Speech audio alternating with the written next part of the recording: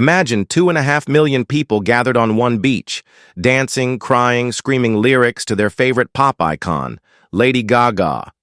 It was a historic night, one for the record books. But what if I told you that very night a plan was in motion to end it all in violence? This is the terrifying true story behind Lady Gaga's legendary Copacabana concert in Brazil. The night that could have become the worst tragedy in music history.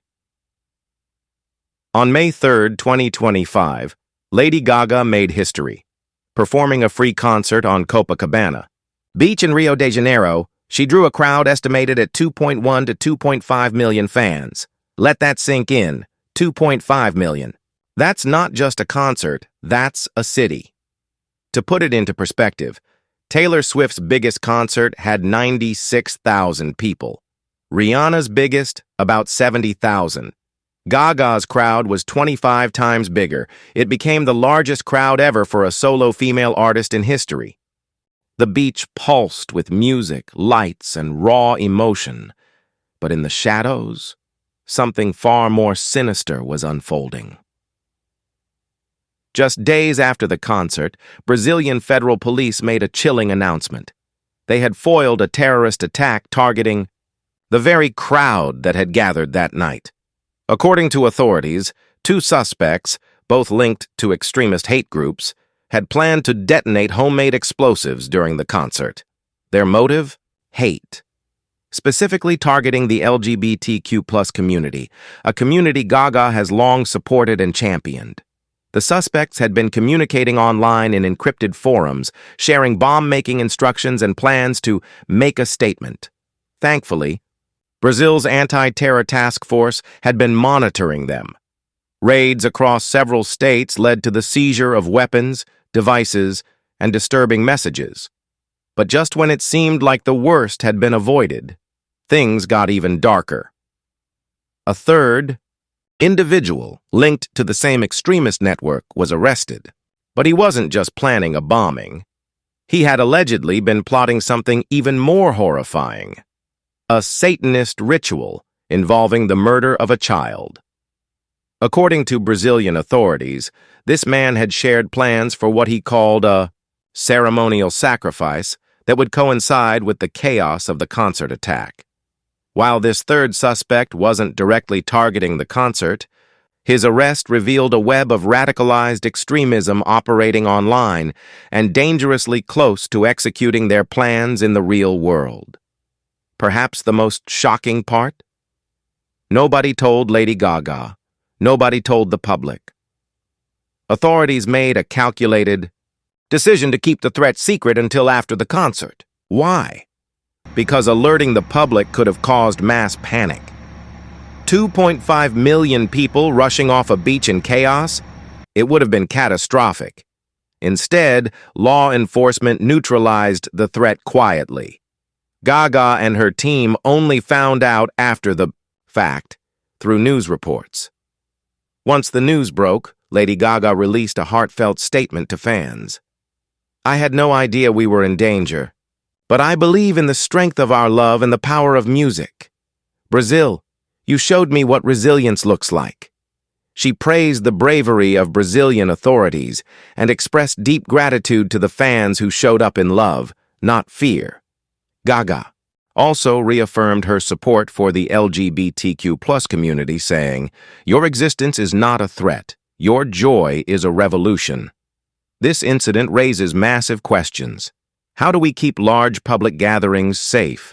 How do we fight online radicalization before it becomes real-world violence? And perhaps most chilling, how many other plots are being silently foiled without us ever knowing? Lady Gaga's concert could have been a tragedy on an unimaginable scale, but thanks to swift action and perhaps a little luck, it remained a celebration of life, love, and music. In the years since the pandemic, attending large public events has come with a mix of joy and anxiety. For many, the Copacabana concert symbolized a return to unfiltered freedom, a moment of healing after years of isolation. But that same crowd, basking in music and ocean air, could have become one of the darkest mass casualty events in modern history. This near disaster has reignited conversations around crowd safety, trauma preparedness, and the chilling reality that joy in public spaces is sometimes accompanied by invisible threats. It's a painful reminder that while we might crave unity and euphoria, there are forces constantly working to exploit those very moments. Lady Gaga has long been more than just a pop star. From Born This Way to her tireless work advocating for LGBTQ+ rights, she has become a symbol of inclusion, freedom, and defiance against hate. And in the eyes of extremist groups, that makes her dangerous. The attackers weren't just targeting a singer, they were attacking what she represents. To them, a crowd filled with queer fans dancing freely wasn't a celebration, it was a threat. That's the twisted worldview we're up against, and that's why Gaga's existence as both artist and activist is so vital. In many ways, this bomb plot wasn't just terrorism. It was ideological warfare against joy itself. The most disturbing part of this story? It began online. In anonymous message boards and dark corners of the internet, where hateful ideologies go unchecked, young, radicalized individuals planned mass violence as if it were a video game. These weren't seasoned criminals. They were keyboard warriors emboldened by groupthink and digital echo chambers. Brazilian police confirmed that the suspects had been sharing manifestos, bomb designs, and violent fantasies for weeks. And yet, they moved quietly. It took precise cyber surveillance to track them. If that doesn't scare you, it should. Because it means that any viral concert, festival, or even protest could quietly be in the crosshairs of someone you'll never see coming. In the end, what happened in Rio is a paradox. It's a celebration of the power of art and a haunting reminder of its vulnerability. That night, 2.5 million people experienced something transcendent, a moment where music silenced the chaos of the world. But that silence was fragile. 1. Trigger away from becoming screams. What we take from this event isn't just relief that it didn't happen, it's the responsibility to protect the spaces where we find joy. The safety of public gatherings can no longer be taken for granted, but neither should we surrender them to fear. Because as long as people gather to sing, dance, and feel alive, we win. This wasn't just another stop on a global tour. For Lady Gaga, Brazil holds a special place in her heart, and for Brazilian fans, the love is mutual. It had been over a decade since Gaga last performed in the country, and her return felt like a homecoming. Brazilian fans are famously passionate, waiting outside hotels, painting murals, and learning every lyric in multiple languages. The Copacabana concert was a gift to them. Gaga had called it her love letter to Brazil, and it showed in every detail, from the Portuguese phrases in her set to the deep emotional gratitude in her voice. That's what makes the plot against her even more chilling.